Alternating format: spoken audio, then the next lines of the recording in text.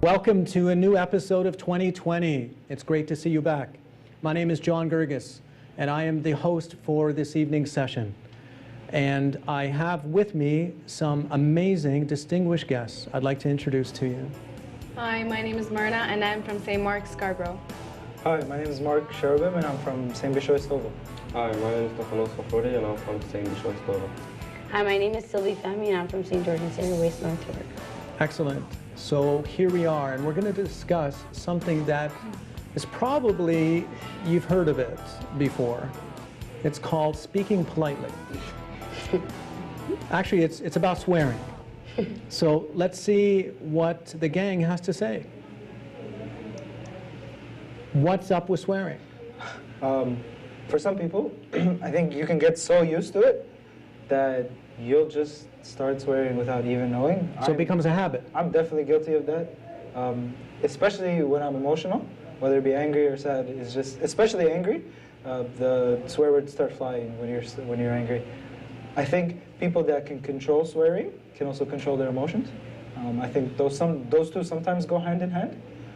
I also think that I hear a lot in the Bible. I find that the theme of, or not the theme, the mouth is linked to the heart a lot in the Bible. And if your mouth is speaking bad, it means also your heart might not be pure as well.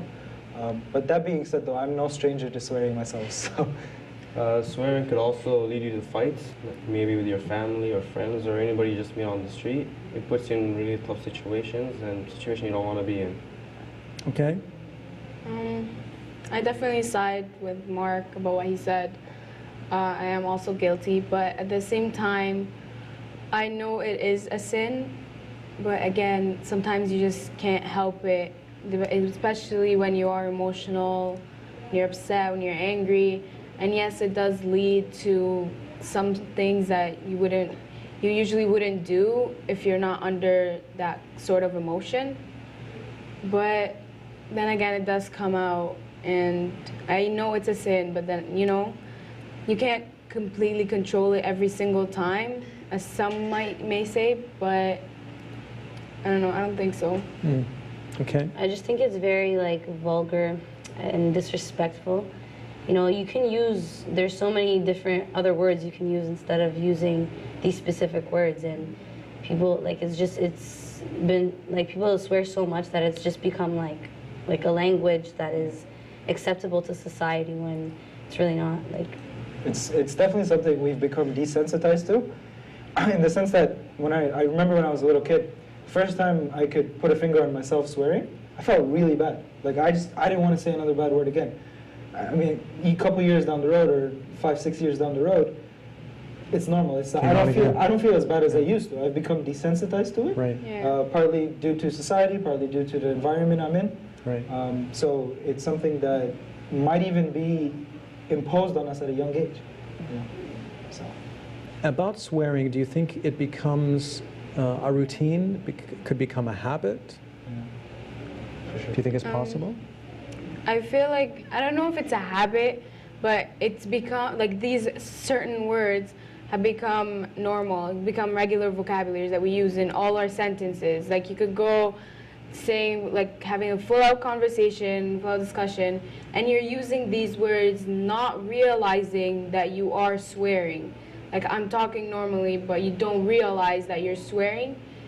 And yes, we say it's a sin, but then again, who really doesn't do that? Who really doesn't have a conversation with swearing in it without realizing that they are swearing, without saying, who can really point at themselves and say, oh, I was swearing and I was wrong, blah, blah. Or they'll just be like, I was swearing, but it just came up in the conversation. It's how I meant to say what I said. But is it because it comes up in the conversation, or there is a certain emotion attached to it, like anger? At times it could be a certain emotion, but at other times you feel like it gives flavor to the sentence. Like it Very just true. comes It makes out, people yeah. feel a little like Or if you more want to relieved word or- something strongly, yeah. you Yeah. add in a You're expletive. intimidating someone. Yeah. Mhm. True. Because when you swear, especially if you're known as a Christian, and let's say you get like you're angry and you swear, it tells the person, it gives them the cue that like, wow, this person swore, maybe I should, like it kind of scares them. Like, it brings the point.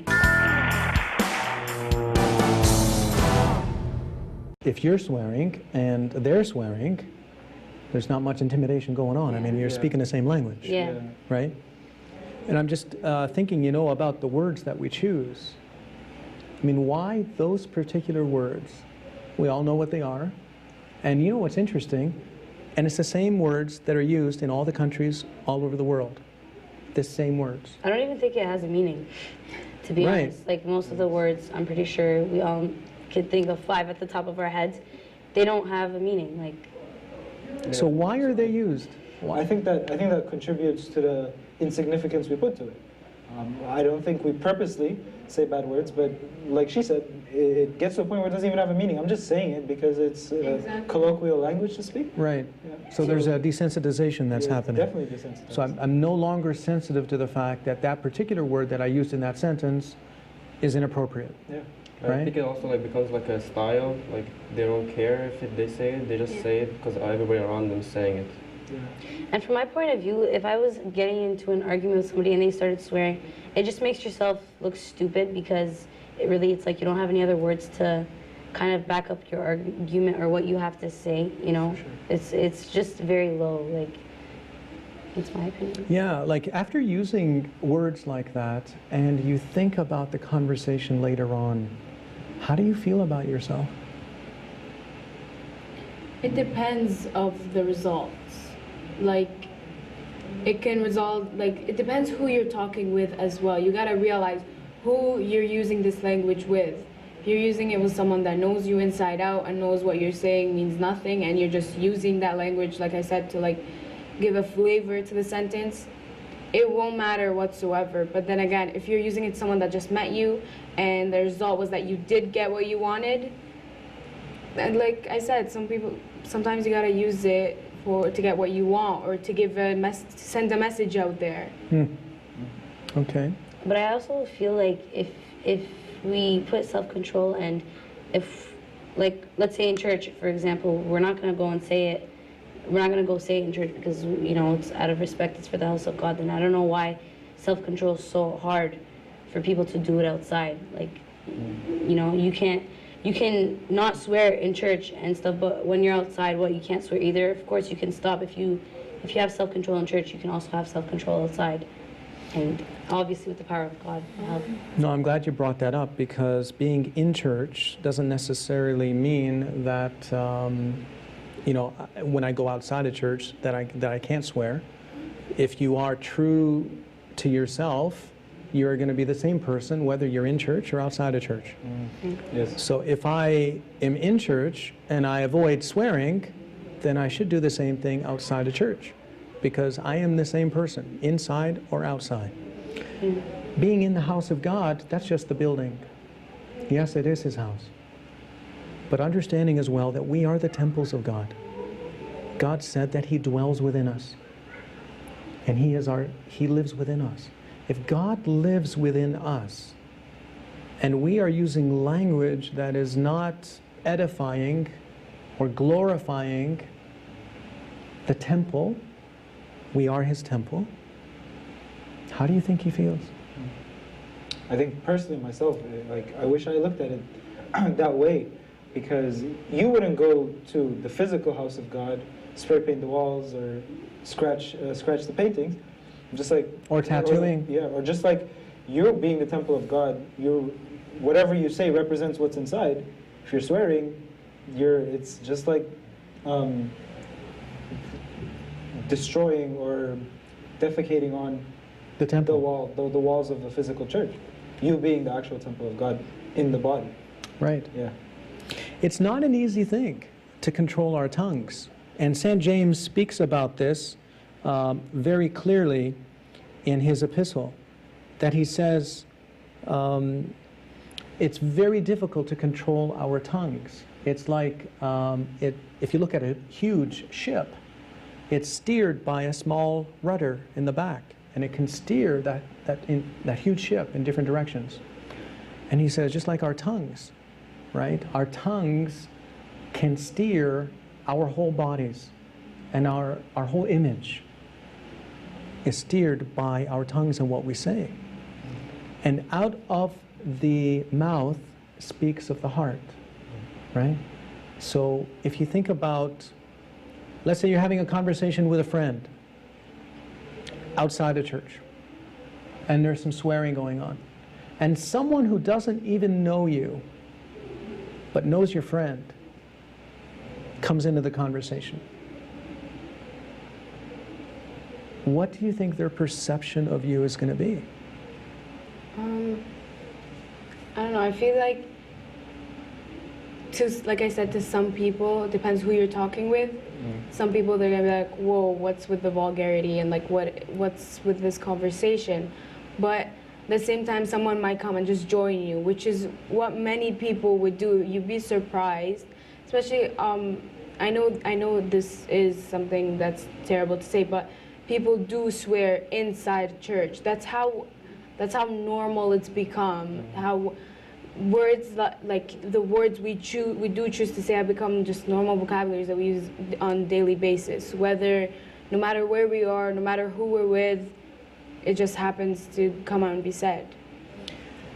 And if that's true, and I believe what you're saying is true, how do we get that sensitivity back? How do we get the sensitivity? I mean, if we become desensitized to the point where we're allowing ourselves to swear inside church, Yeah. how do we get the sensitivity back to say, dude, I mean, this is not cool to be swearing in the house of God? And that's one step. We could take another step further once we've developed that control, that self-control. But the question really is, how do we get the sensitivity back? I think by gaining a sense of respect, in a sense, you wouldn't go into a job interview and start swearing at your interview, because you respect the interviewer and you respect the fact that they hold a position of authority, that they could be deciding whether you work or not. I think, like Myrna said, in the church we swear, we're technically losing respect for the church even. When we realize that our swearing is a form of respect or disrespect, I think we can start to gain that sensitivity again. You wouldn't swear to somebody that you want to convey a positive message to, in a sense, or you wouldn't swear to somebody that thinks highly of you, or you wouldn't swear to a loved one if what you said means a lot to them.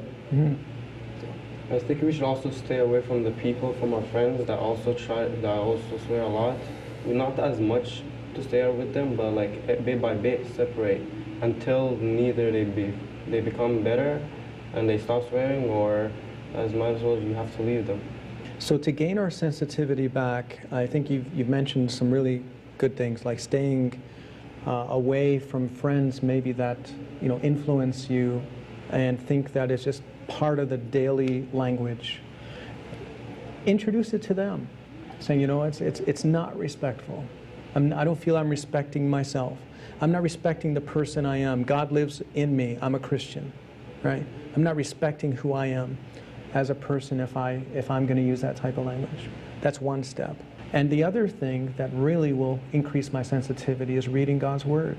Yeah. Because that actually creates the purity, right? Brings the purity and the sensitivity back. Thanks for attending another session of 2020.